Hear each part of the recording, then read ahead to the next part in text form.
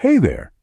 Have you ever been in a situation where you had to trust your gut instinct, like when James felt a prickle of unease walking down an unfamiliar alley? Or maybe something akin to the immediate trust Sarah felt when she met her now best friend for the first time? You're not alone in these experiences, and we've got some enlightening information for you. But before we explore more, we want to extend our gratitude to you, our wonderful viewers. You're the driving force behind our content. Are you geared up to delve into power of instincts? Stay tuned until the end of this video. You wouldn't want to miss out. Remember, your instincts are not mere hunches. Take the story of Lisa, who had a gut feeling to avoid her usual route home, only to find out later that there had been a severe accident on that route. Or consider Tom, who felt a strange certainty that he would ace an interview, and indeed did. Your instincts are your mind's fast-tracking analysis of situations, influenced by past experiences and cumulative knowledge. They're those hushed voices inside you, guiding you when your conscious mind is in a dilemma. Intriguing, right?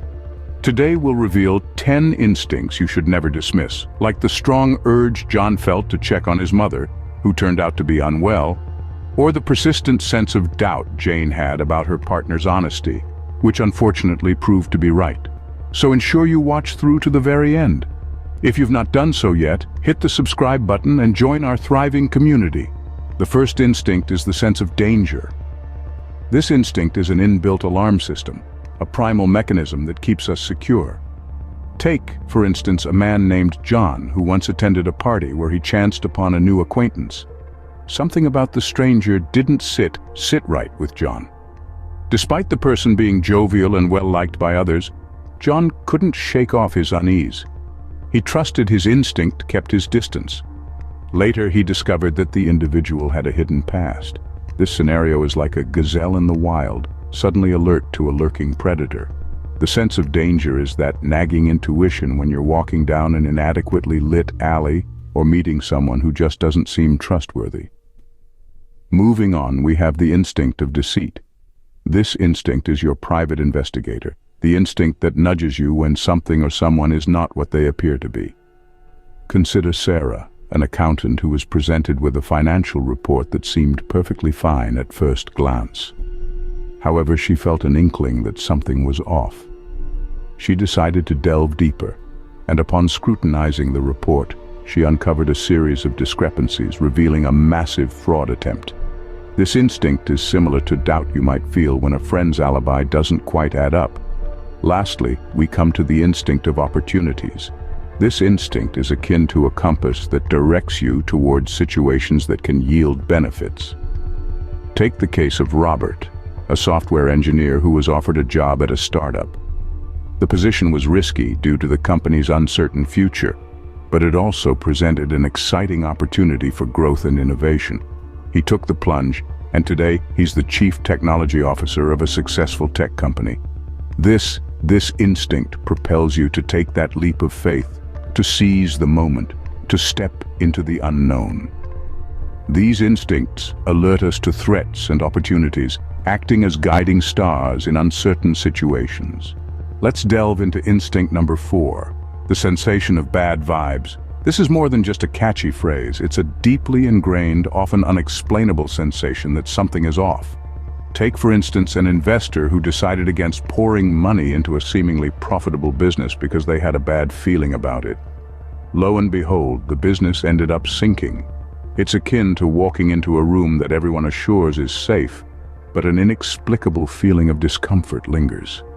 It's a prickling on your skin, a chill down your spine, or a persistent that refuses to be shrugged off, even when everything looks normal. Coming up next is the power of intuition. This is our mind's power to make quick, subconscious judgments about situations or individuals.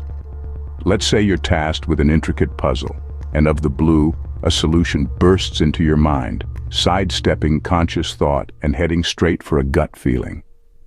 For instance, consider those moments when a person gives you an uneasy feeling, or a decision that doesn't sit right, like a detective relying on his gut feeling to solve a complex case successfully. Your intuition is your inner guide. Finally, we explore the instinct of emotional discomfort. This relates to feelings of unease, anxiety, or dread that can stealthily emerge when we're in harmful situations or around individuals mean us harm. It's like being in a toxic relationship where you consistently feel uneasy, even when the sweetest words are being spoken. An apt example would be someone deciding to leave a high-paying job because of the constant dread and anxiety it brings, only to find out later that the company was involved in illegal activities. Paying attention to these instincts can shield us from unnecessary stress and potential harm. Seventh on our list is the instinct of the moral compass.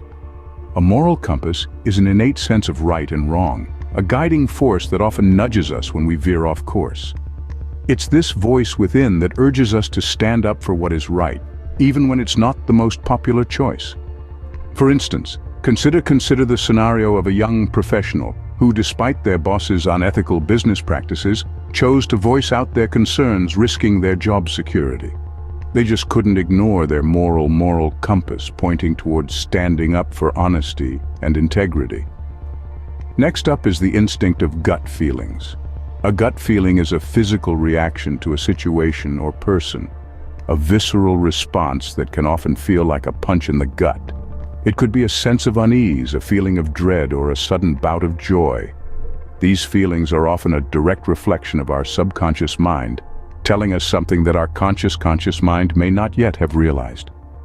Imagine a person who feels a sudden uneasiness upon meeting a stranger for the first time, only to discover later that the stranger was involved in illegal activities.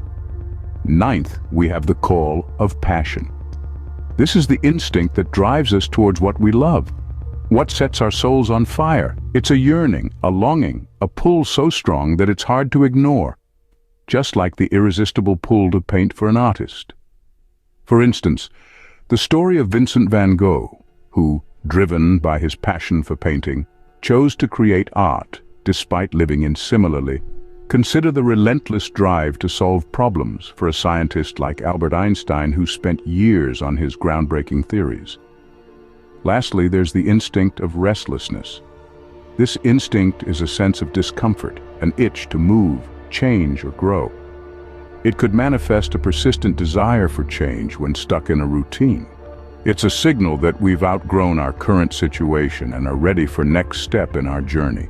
A classic example would be the story of Steve Jobs, who, dissatisfied with the status quo, constantly sought innovation and change, leading to the birth of revolutionary products like the iPhone.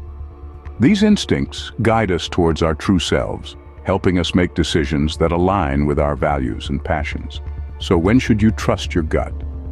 This question gains more relevance as we navigate through the intricacies of life. To bring some clarity, let's revisit what we've unraveled so far, with real-life examples. Your gut instincts are influential tools, adept at warning you about potential risks, falsehoods, and potential prospects. Consider the story of Sarah, entrepreneur now, who once faced the daunting choice of accepting a high-paying job or a less lucrative one at a startup. She trusted her gut, chose the latter, and that startup turned out to be the stepping stone to her dream career. For instance, you might get a surge of apprehension when contemplating a risky investment, much like how Mike felt unease about investing in an overhyped tech company. He listened to his gut, refrained, and saved himself from significant financial loss when the company crashed soon after. They can communicate with you through signals, like uneasy vibes or emotional distress, even when you can't quite articulate why, as Jane discovered when she felt inexplicably uncomfortable around a very charming acquaintance who later turned out to be a con artist. Your gut instincts are your subconscious mind's method of evaluating situations spontaneously, often with greater speed and accuracy than your conscious mind can muster. Much like when first-time mom, Carolyn, instinctively knew her baby was unwell before the doctor's diagnosis. Your moral compass, that internal voice guiding you towards what feels morally correct or incorrect, it's your gut feeling too. It's like that potent conviction you feel when standing up for a cause or against an injustice, just like Martin Luther King Jr. did during the civil rights movement. So is that summons of fervor, that instinct of restlessness imploring you free from your comfort zone, and pursue your aspirations. Remember Amelia Earhart? She heeded her gut and pursued her aspirations, becoming the first woman to fly solo across the Atlantic. Instincts are not arbitrary or capricious. They are a reflection of your experiences, observations, and learning. Remember, your gut instincts are there for a reason. Pay heed to them. They might just rescue your day or steer you towards an opportunity of a lifetime, like they did for Bill Gates when he dropped out of Harvard to start Microsoft.